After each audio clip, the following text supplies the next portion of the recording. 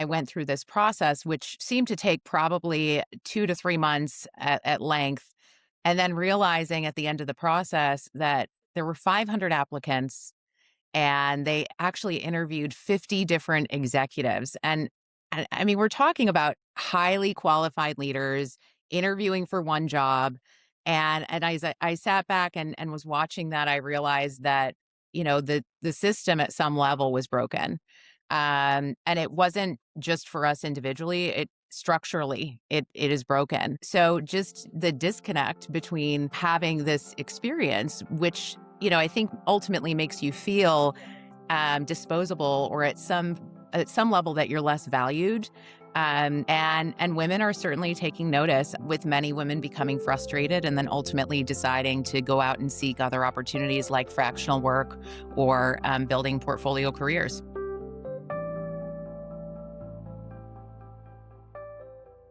Welcome to Leadership on New Terms, a show about the power and purpose shift happening right now in our workforce. I'm Caroline Fairchild. I am so excited to be joined here today with Toni Ronayne. She is the founder and CEO of the C Society. It's a members only fractional executive collective. We're going to hear more about that on the show, what exactly that means. Prior to that, she was brand president at Perkins and spent 2 decades in the restaurant and franchise industry. Toni, it is so good to see you. It's so great to see you too, Caroline. I really appreciate you having this conversation. I have so many viewers who just are very curious about fractional work. And so I knew that you were someone that I needed to speak to for this show. But let's start at your more traditional career, both working in franchises as well as restaurants. You told me at one point that you were always a company girl. Then Perkins restructured you out. You interviewed for a couple of roles, but ultimately ended up walking away from them. What was going through your mind the moment that you realized perhaps the traditional executive path wasn't working for you? Yeah, I think it was that moment as I went through, once I had departed Perkins, actually two different interview processes. And as I was going through this experience of trying to figure out what my next role was going to be, and I went through this process, which seemed to take probably 2 to 3 months at length, and then realizing at the end of the process that there were 500 applicants and they actually interviewed 50 different executives. And I mean, we're talking about highly qualified leaders interviewing for one job. And I sat back and was watching that, I realized that, the system at some level was broken. And it wasn't just for us individually, it structurally it is broken. Um, while all of this was happening, I was observing other companies being restructured, brands that couldn't afford great talent, which was forcing some of these reorgs, and recognizing that there were two patterns here. One was that there was an incredible amount of talent sitting on the sidelines trying to identify what they were going to do next. And then companies that actually needed leadership that were removing leadership at a time where it was most critical. So recognizing that that gap existed, that's essentially why I decided to form the C Society and try and close that gap. What specifically about the structure did you notice was broken? Yeah, it's in my experience, as I went through these interview processes, I would say that at no point in that process or experience did I feel that I was even a top applicant. The communication was incredibly poor. And this idea, or the days where I think people are feeling romanced, has left the building, so to speak. And as I've connected with other leaders, certainly many of them female leaders that have been trying to interview and fight for these positions, as I, went through the final stage of the interview process, and I looked at the hiring manager and I said to them, "Oh, I was surprised to hear back from you guys after so much follow up on my end." The response was, "Oh no, you've always been our top applicant." So just the disconnect between having this experience, which, I think ultimately makes you feel disposable, or at some level that you're less valued. Um, and women are certainly taking notice. I mean, in the last 6 months, I've had a handful of friends who have been going through this experience, applying for some of the top jobs, some of them competing against one another, and confidentially sharing that information with me. And the reputation that brands are building in this experience is quite negative, with many women becoming frustrated and then ultimately deciding to go out and seek other opportunities like fractional work or building portfolio careers. I want to hear more about those other women, but first, would you say that that feeling of disposability is that what shifted you from a company girl into thinking differently about how you wanted your relationship with work? Yeah, I think that that is definitely one component of it. I would say that women historically are holding leadership roles without the title or without the Mm. same level of authority as some of our male counterparts. And that becomes incredibly frustrating over time. Women are talking very openly in rooms and sharing stories and recognizing that there is a pattern here that exists. And quite often you'll see it. I think for so long we talked about the glass ceiling, but there is also a glass cliff. And where there's so few roles that women can move into, to have that seat at the table, so to speak, and then putting women into these high risk situations where they're frankly provided, less support, and more volatility, um, and expected to outperform male colleagues. And in many ways that they do, but maybe not being provided enough time to actually impact the changes that are required in the business in order to drive that success forward. And so this idea of let's just insert a new person here every 6 months to 12 months, and you see it especially in marketing roles as we look at our economic headwinds and all of the things that are surrounding the restaurant industry today. It's not an anomaly that restaurant companies are struggling to perform, but what you're seeing as a pattern is that many of these women, specifically in marketing roles, are being kind of cycled out very, very quickly. The C Society is a collective of fractional C suite leaders, right? So CEOs, COOs, CMOs, CFOs. They're all serving emerging restaurant brands. Walk me through how you designed the structure. Why this collective rather than a solo practice or a traditional consulting firm? Yeah. So actually, as I transitioned off of my time at Perkins, I spent a little bit of time in the marketplace, just kind of sitting back and hosting some listening sessions with leaders in the industry. And what I was finding is that I was speaking with so many different women that were going through this transitional time and really unclear about what they wanted to do next.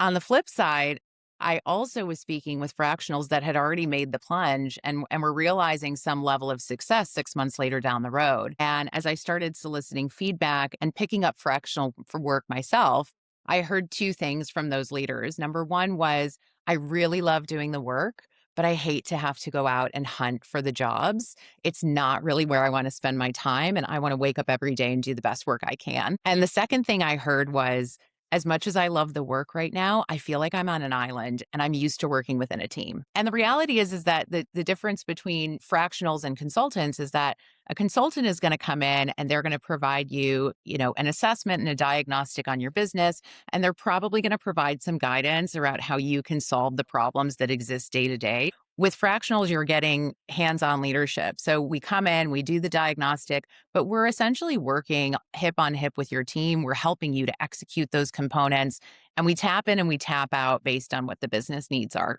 So there is a difference between fractional and then consulting. And I wanted to lean into that because as I was thinking about building this model and this system, it was really important to me that I had a high level of excellence in the talent and a high level of experience. These are proven executives that have had that experience building these brands and then are moving into this next phase of growth. You mentioned some of the main differences between consulting and fractional work, which Mhm. leads me to the fact that there's just a lot of misconceptions out there about fractional work. One of them being that it's a fallback plan. Why do you think that that is in the zeitgeist, that fractional work is a fallback? So I think that there's a couple of things at play. You don't get to be a fractional CFO if you haven't been a CFO with the C Society.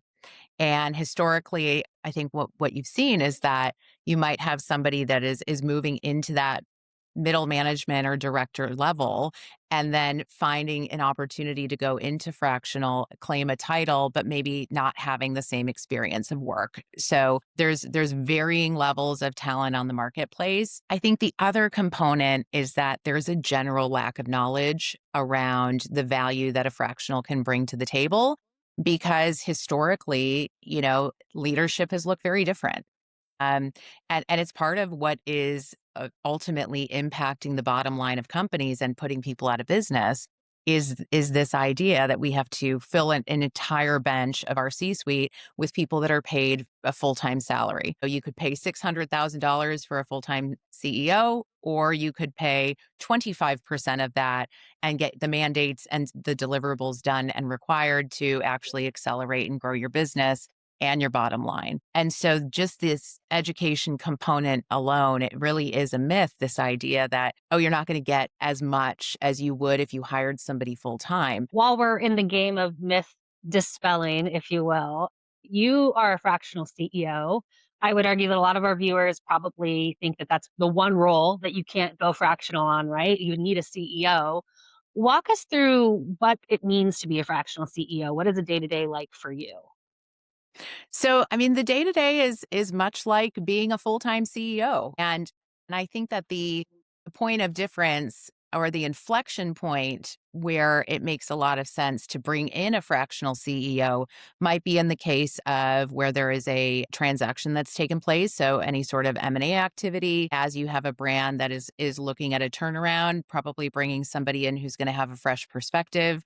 Fractional CEOs can also serve in interim positions. And in my case, I'm working as a fractional CEO in founder-led brands that are looking to grow and accelerate. And so I come to the table and I'm working with that founder. I am their executive coach. I am their chief strategist. I am helping them to build out the systems and the process and the tools that need to exist in order to be ready and have organizational agility to ramp up and grow and accelerate. My first fractional appointment, I worked with a small business owner who was a founder of a 10-unit chain who was growing 50% in the matter of a couple of months. And so getting those new restaurants open, building out their playbooks, helping to identify their priorities and their strategies. And we did all of this work on a fractional basis. You mentioned that the day to day may look very similar to when you are a full time CEO, but I am curious and I have to imagine that your relationship with your job and with work has shifted since you've gone fractional. Can you talk to me a little bit about how you view work, its place in your life, how it feels, your relationship to your job since going fractional?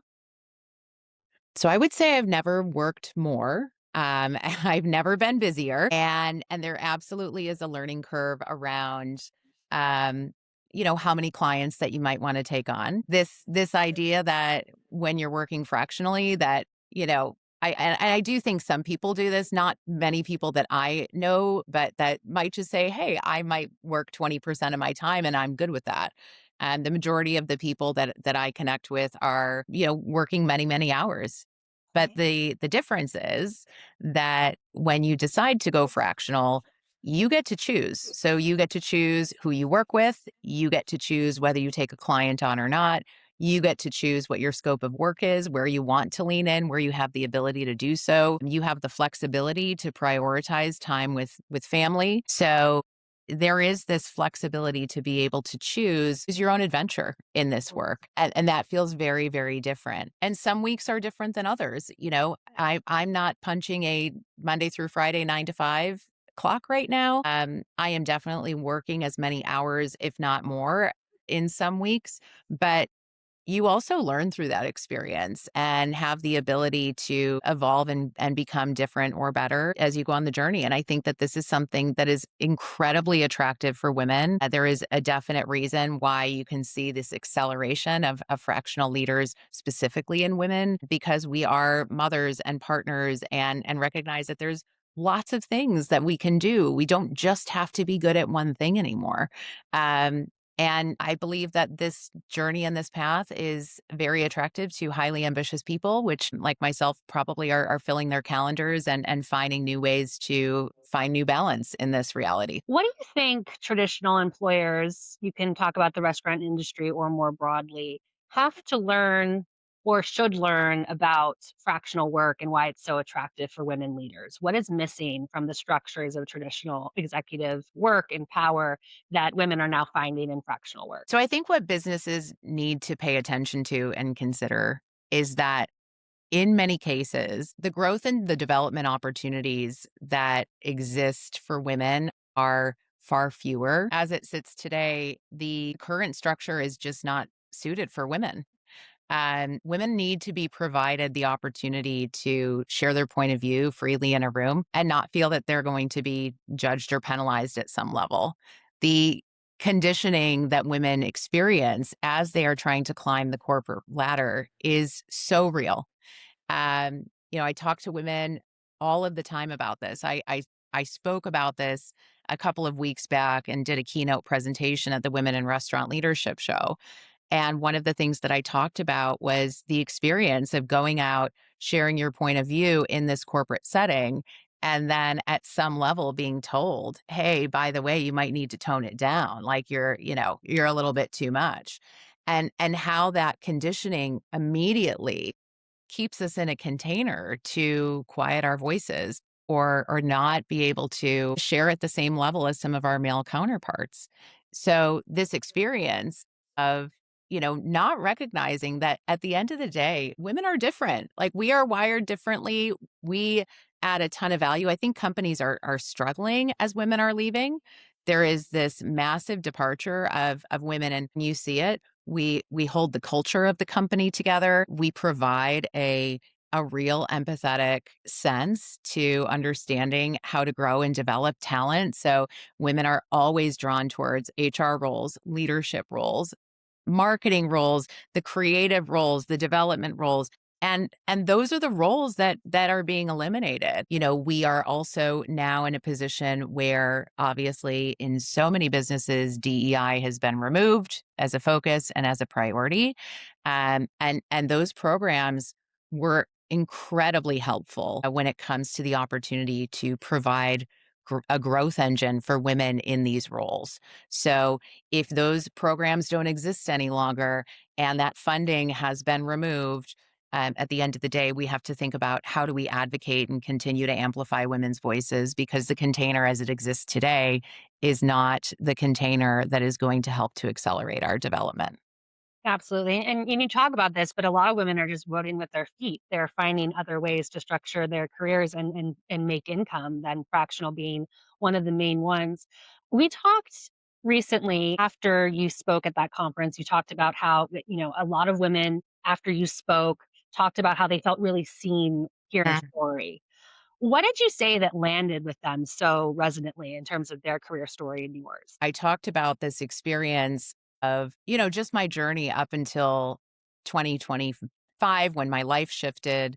Um, and about something that I believe to be so true, which is we spend a lot of time earning and I have spent every ounce of my energy in my life earning everything I have, earning the credibility, earning the recognition, earning the results. And as women, we have to work twice as hard, not just to win the race, but to qualify for it. And so just opening up that story and then standing there and talking about the day that my name was in lights, it was broadcast across the world that I was no longer in this job, in a job that, I had a highly, highly public persona as we were going through this rebrand. And that was the first time in my life I had experienced something like that. And I think just standing in the room, sharing that story, and now, I mean, we're 12 months now, almost to the day. You and I are talking almost 12 months to the day that my name was in lights. And being able to stand there not alone, but surrounded by this collective of 50 fractional leaders that believe that this is the future, that know, um, and being able to honestly tell that story in that room with 500 executive women, I think within itself made people feel seen. Tony, one of the reasons why I started this series is I have a hunch that there are a lot of executives, mostly women, who are in roles right now where some term, some structure is not working for them. If you were talking directly to someone who is thinking about going fractional, how do you even begin that process? Because I feel like there's a lot of steps that perhaps seem really far out of reach for someone who's still in that corporate role. Yeah, I mean, I would say approach it strategically as you would solving any business opportunity. And, when I'm looking to solve or learn or grow or try something new, you know, I I definitely take the opportunity to number one, look at what is the data telling me?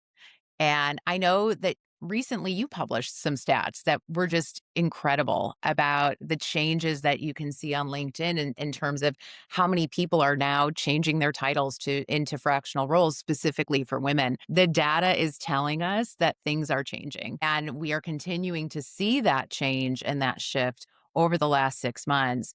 And as I was building my business and now I sit here 6 months later and I think about, wow, we really are in the right place in the right time. This is the time.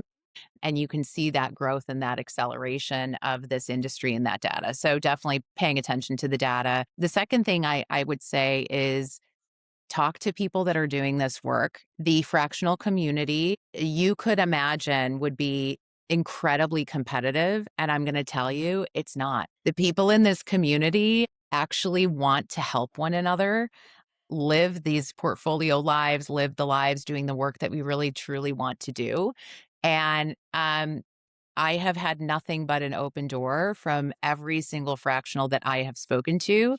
And I have heard that as people are coming into this work, that they say, wow, I can't believe how incredible these people are.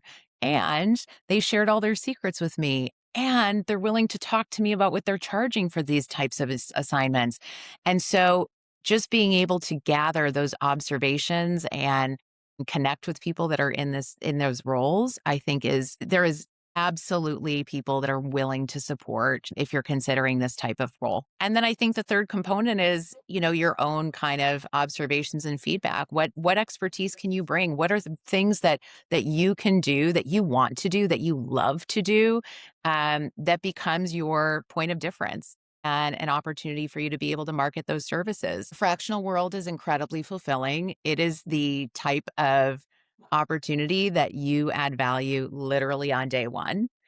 And, you know, as women who have been operating in an environment where maybe they have felt that they were less than or less appreciated for the work that they have done, as they come into this side of the business, they feel recharged, they feel more confident, they feel like there's nothing that they can't do.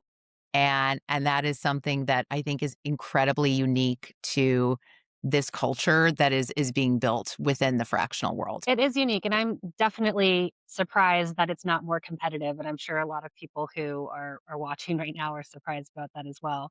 Tony, this has been such a great conversation, but before I let you go, what's one term of your work that you refuse to negotiate on? So, if a client or an executive in the collective tried to change it, you would walk away. So I would say that at this point, I wouldn't be willing to give up the autonomy that I have gained and the authority that I have gained through this experience. I have people ask me, "Are you gonna go back?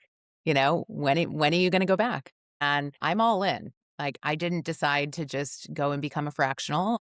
I decided to launch a business with the intention of helping other leaders be able to realize their potential, their goals, and their dreams. And fractional leadership provides a certain level of autonomy. Like I said earlier, you get to choose who you work with, you get to choose who your clients are. Um, and, sometimes there's not a match there, frankly, between yourself and a client. I think there is far less risk to balance multiple clients than there is investing all of your eggs into one basket. And that risk exists. And as people are observing what is happening in the marketplace, those are the conversations that are having behind closed doors is I don't know if I could go back and take the risk, because the last time I did, I performed really well and I still ended up without a job. So the I would not be willing to compromise that autonomy to make decisions, to choose who I work with, to choose the work that I do, to balance my schedule, to be able to be creative in ways that, in corporate roles, you don't have the same luxury or autonomy to operate.